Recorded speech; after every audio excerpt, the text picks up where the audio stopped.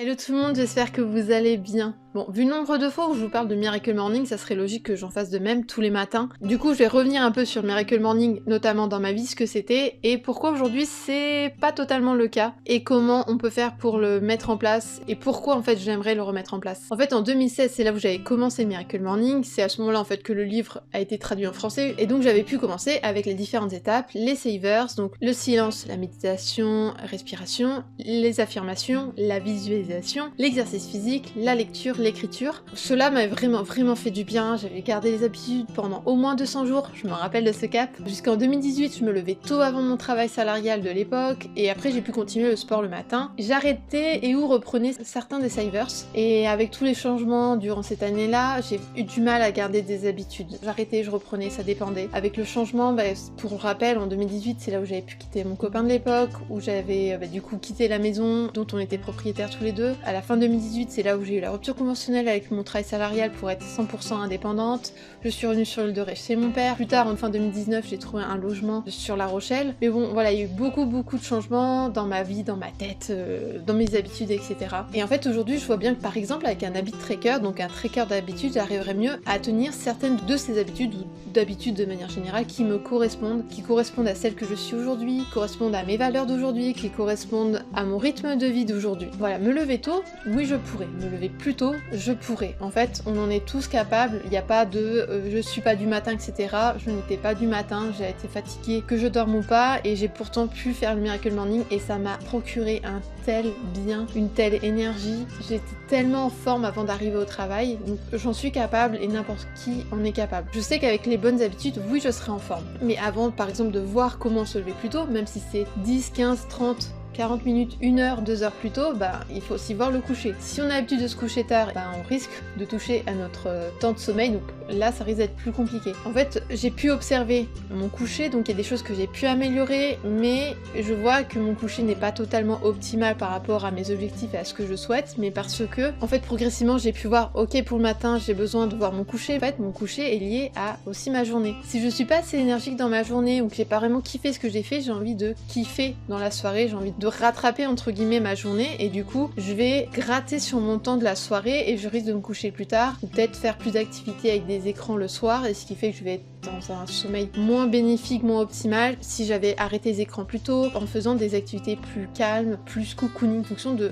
ce que moi je souhaite. Aujourd'hui j'ai décidé de me trouver un rythme, un équilibre en fonction de mon énergie, de mes activités, et déjà en m'observant je peux déjà améliorer certains points. Donc comme je disais, un habit tracker par exemple pour la méditation notamment, ou des habitudes qui sont pas contraignantes en fait. On peut le faire pour des habitudes contraignantes, mais déjà pour reprendre, ça va être déjà de voir quelles habitudes me sont bénéfiques, vont m'être bénéfiques, et que j'ai envie de faire, qui vont me faire kiffer, où j'aurais pas besoin de me forcer. La méditation aujourd'hui j'y arrive. Quelqu'un qui va débuter, on peut très bien dire, fais déjà une méditation chaque jour d'1 minute, tranquillement, tu fais ou juste un exercice de respiration. Là ça sera pas contraignant, 1 minute ça sera pas long. C'est vraiment de trouver quelque chose qui pour moi par exemple va me correspondre par rapport à ce que j'ai envie de faire, ce dont je me sens capable, et par rapport à mes objectifs. Pas me forcer, pourquoi pas aller au-delà de ma zone de confort, parce qu'il y a des choses qui me sont bénéfiques, c'est juste que des fois faut aller un peu plus loin, mais je sais que c'est nécessaire, je sais que j'en ai envie, et surtout de revoir mes objectifs, voir pourquoi c'est important pour moi. Si on prend l'exemple du sport, il y en a, ils vont le faire parce que pour faire comme tout le monde, ou on sait que c'est bon pour la santé, etc.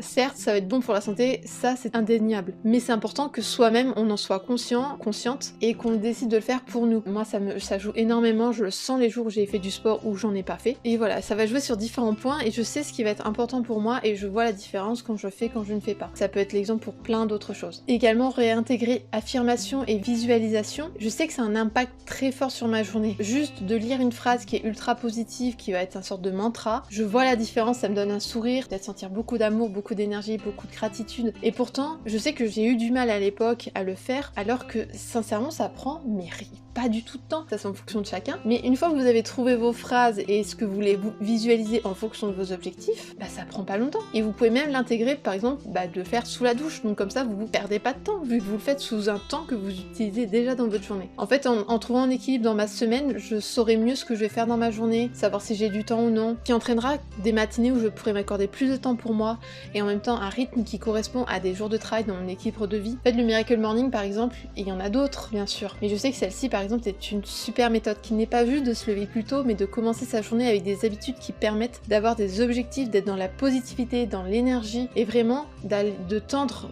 vers nos rêves et vers nos désirs, vers ce qu'on souhaite vraiment dans notre vie, que ce soit professionnel, personnel, amical, etc.